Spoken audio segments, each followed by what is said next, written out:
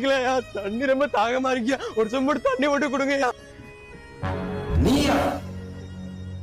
ஐயா, பிறந்ததுலேருந்து நாங்கள் அப்பா அம்மா கண்ணில் பார்த்ததில்லை.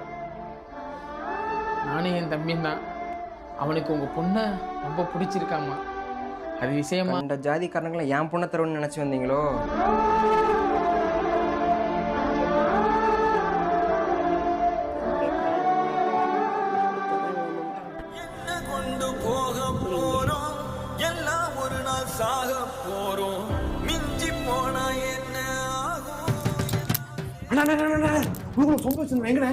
இப்போ மாமனார் தாகத்தோட வந்தா அந்த எடுத்து தண்ணி எடுத்து கொடுத்தேன். ஐயோ அண்ணே, உன் பொண்ணு தர மாட்டேன்ற வேதனையில சாகருக்கு மருந்து கலந்து வச்சிருந்தானே.